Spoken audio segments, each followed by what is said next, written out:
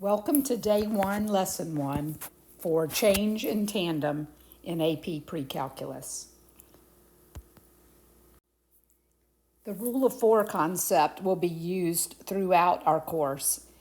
It helps us to identify key information from a single representation of a function. With your graphing calculator, let's start with this function here. We want to use that function in your calculator to complete this table of values, to represent a function at a point, to do some algebra, and to answer a verbal question. This is the rule of 4.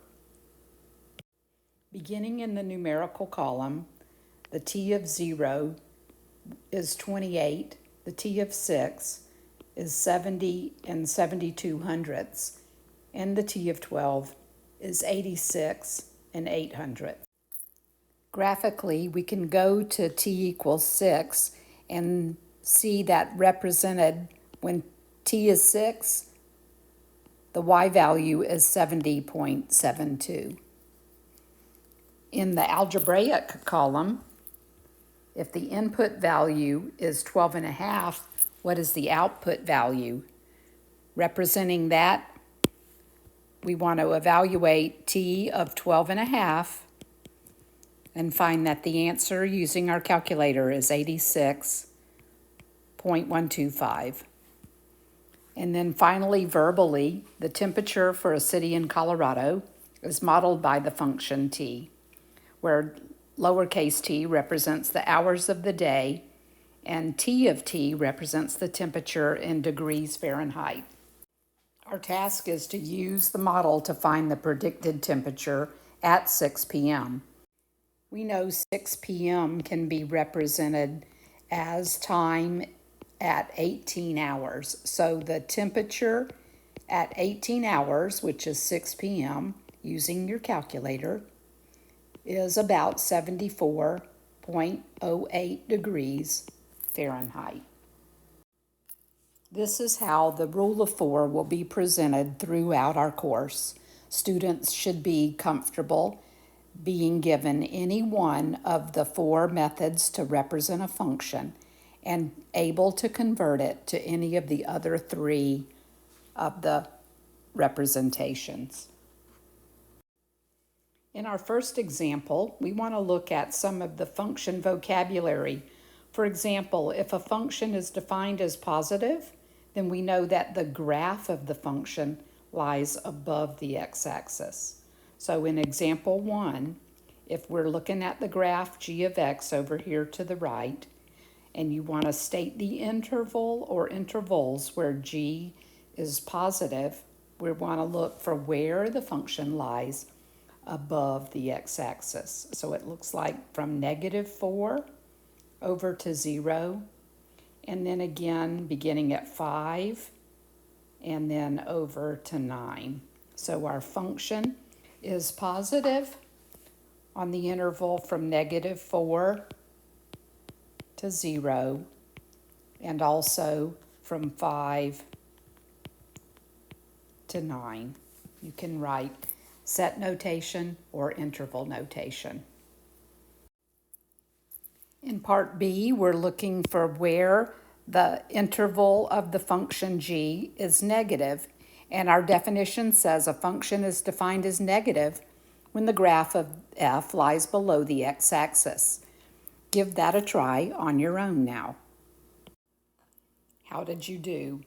-infinity to -4, 0 to 5, and 9 to infinity.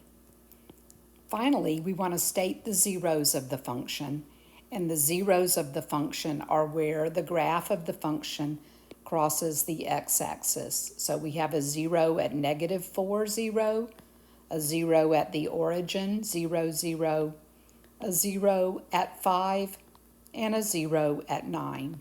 And we're going to record those as an ordered pair.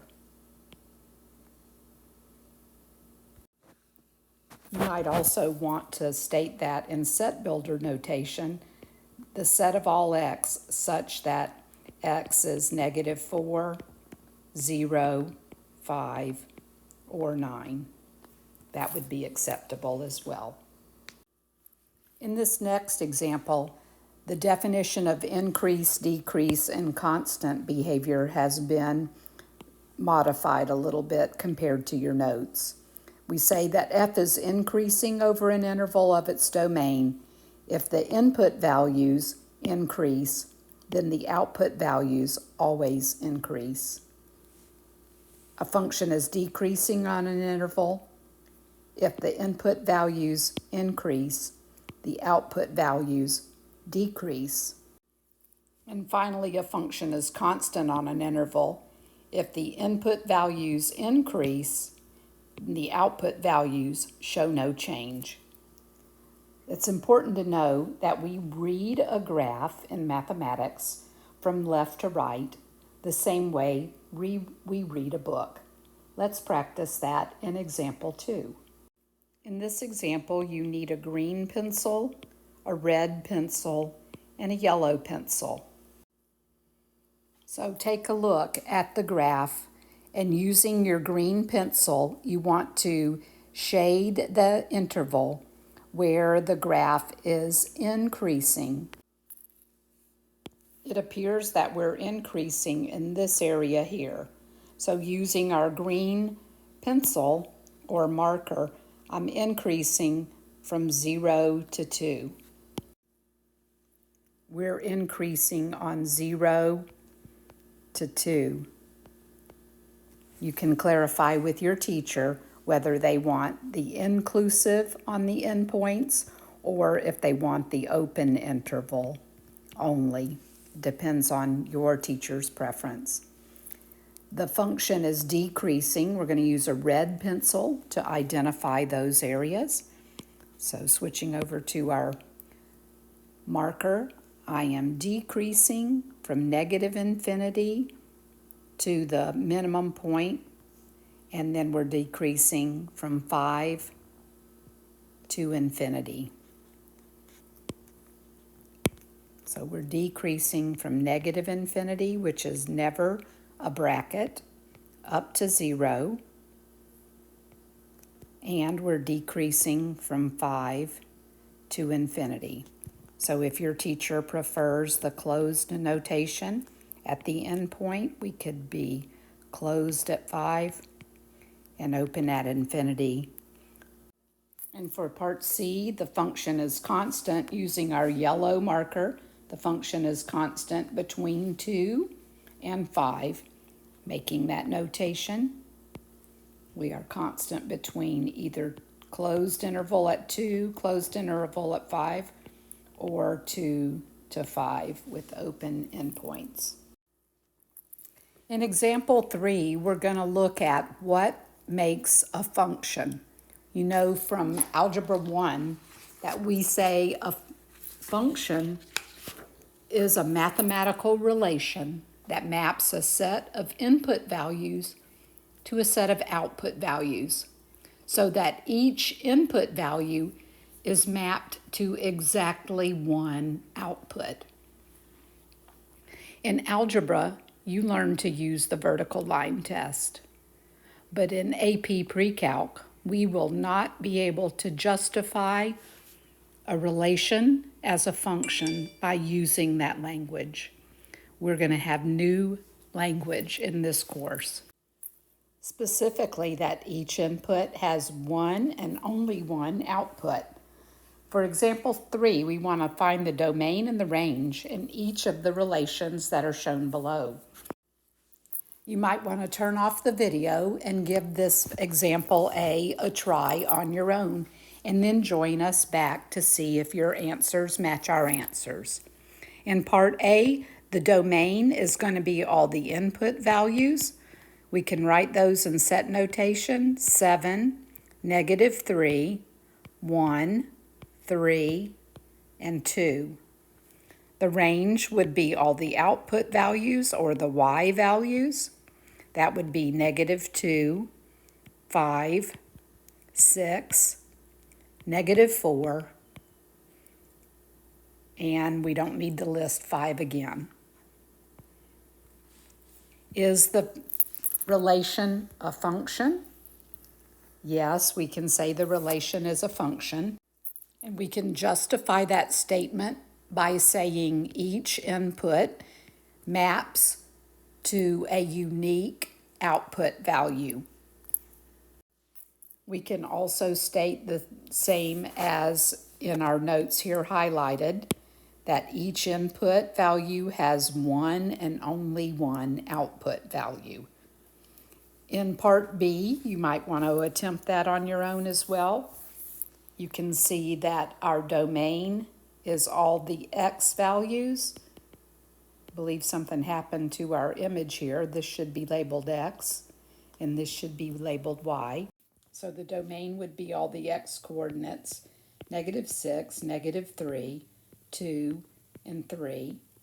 The range would be all the Y coordinates, or the output values, -1, -4, -2, and 0. Is the relation a function? And if you look at it carefully, you can see 2 maps to 0 and 2 maps to -2. So our relation is only a relation. It is not a function based on our definition of a function. You can see in our notes here, if a relation is not a function, we can say the reason why is not every input has one and only one output value. I could also say something like this. We have a relation only because when our input value is 2, our output values map to 0 or -2. It is not a unique output value for the relation. Then in our last example, we need to be careful with what we say.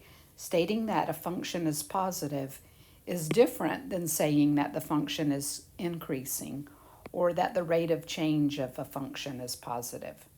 In example 4, we want to sketch a graph that could represent this statement. The graph of G is negative and increasing. And what we saw at the beginning, when a graph is negative, that means it is below the x-axis. And increasing means that it is going up as we move from left to right. So sketch a graph and then compare your graph to my graph. In my example, you can see that I'm below the x-axis. So the graph of G is negative, all the y values are negative, and the graph is increasing along that interval. And then for the last example, we want to draw the graph of H. The graph of H is positive and decreasing. And for the function to be positive, that means our graph has to lie above the x-axis, and decreasing, so the y values are going down as the x values increase, or as the input increases, the output decreases. So this is our example for y equals h of x. That's the end of day 1.